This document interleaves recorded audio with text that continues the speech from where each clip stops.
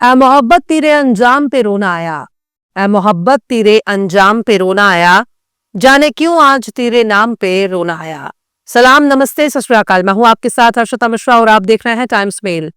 मजलिस इत्तेहादुल मुस्लिमीन यानी MIM, और जब इसे कौमी सतह पर पुकारा जाता है तब इसका नाम हो जाता है ऑल इंडिया मजलिस इत्तेहादुल मुस्लिमीन यानी AIMIM। इसके मुखिया असदुद्दीन ओवैसी साहब को सड़क से लेकर संसद तक मुसलमानों की कौमी आवाज के तौर पर जाना जाता है। मुसलमानों के हर छोटे बड़े मुद्दे पर उनकी राय आना लाजमी है। ओवैसी साहब की तकरीर जज्बात और हकीकत से लबरेज होती है। उनके मुकाबले और बहस की औकात हर किसी में नहीं है और ना ही उनके जरिए पेश किए गए डेटा को कोई चैलेंज कर सकता है। उनका रिसर्च बहुत कमाल का होता है। ओवैसी साहब जब अपने रिसर्च को आवाम के बीच बयां करते हैं तो सुनने वालों के दिल में जज्बात भरने लगते हैं, जिसे अगर जमीन पर उतार दिया जाए तो नाम निहात सेकुलर पार्टियों की चड्डी उतर जाएगी। ओवैसी साहब ने सबसे पहले मुसलमानों को दरी बिछाने वाला बताया। मुसलमानों की सियासी क़ियादत का जिक्र करने वाले शख्स के तौर पर भी ओवैसी साहब को ही पहचाना जाएगा।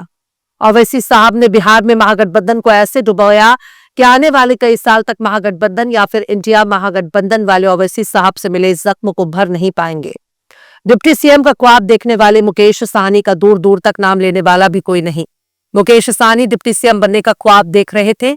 मुकेश सहनी को डिप्टी CM का ऐलान करने वाले तेजस्वी यादव खुद अपनी सीट हारते हारते बचे हैं। उन्हें डिप्टी CM बनाने का ख्वाब देखने वाले तेजस्वी यादव खुद मुख्यमंत्री नहीं बन सके, लेकिन इस पूरे चुनाव में सबसे ज्यादा बर्बादी मुस्लिम उम्मीदवारों की हुई है। जिन जिन सीटों पर ओवैसी के कैंडिडेट खड़े थे उन सीटों पर बहुत ही कम मार्जिन से मजलिस को हार मिली। मजलिस ने इसके लिए कांग्रेस को जिम्मेदार ठहराना शुरू कर दिया कि अगर कांग्रेस ने अपने कैंडिडेट ना खड़े किए होते तो कम से कम 15 से ज्यादा सीटें मजलिस के खाते में आती, यानी मजलिस के 15 से 18 विधायक सदन में जरूर पहुंच जाते।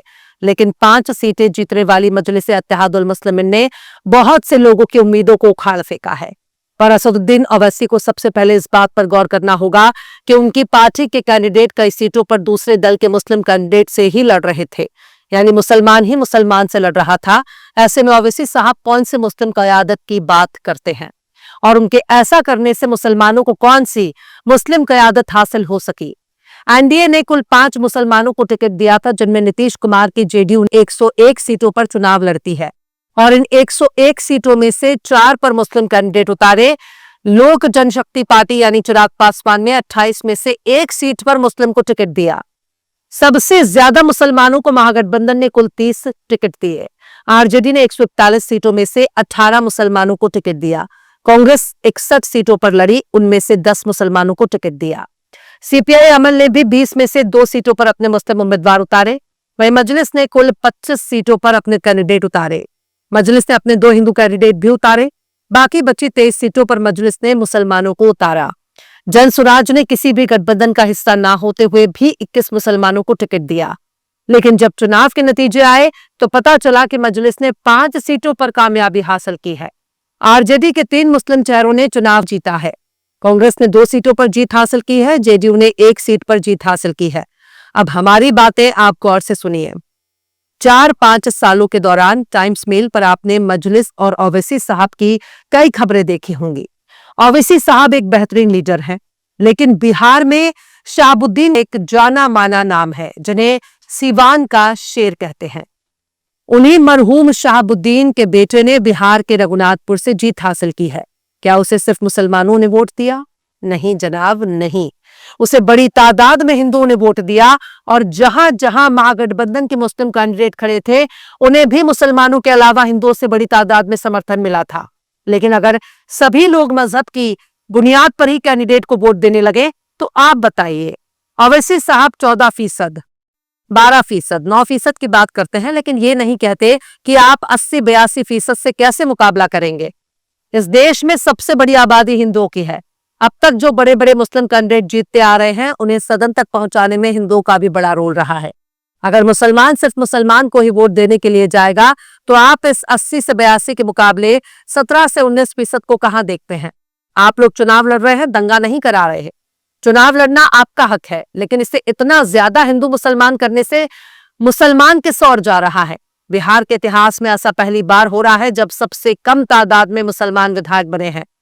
5 सीटें आपने निकाल ली, इसके लिए आप बधाई के पात्र हैं। लेकिन मुसलमानों की कितनी सीटें आपने डुबो दी, इसका क्रेडिट भी आपको ही मिलना चाहिए।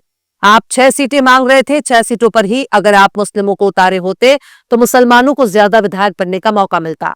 अगर मजलिस ने महागठबंधन के मुस्लिम कैंडिडेट के सामने अपने उम्मीदवार न खड़े किए होते तो 15 से 18 मुस्लिम कैंडिडेट आज विधायक बन चुके होते। तेजस्वी ने 6 सीटें ना देकर बहुत बड़ी गलती की है। शायद हिंदू वोटरों को तेजस्वी और उनका महागठबंधन नाराज नहीं करना चाहता था, लेकिन ओवैसी से दूरी बनाने के बावजूद भी हिंदुओं ने तेजस्वी यादव को कितना वोट दिया। अगर हिंदुओं ने उनको वोट दिया होता तो तेजस्वी मुख्यमंत्री पद की शपथ लेने की तैयारी कर रहे होते। आज उनके हाथ में कुछ नहीं आया, वो हाथ मलते रह गए।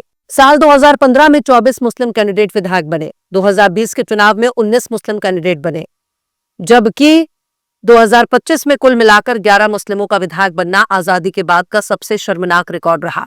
यानी 1952 के बाद आज तक इतना कम प्रतिनिधित्व कभी नहीं रहा।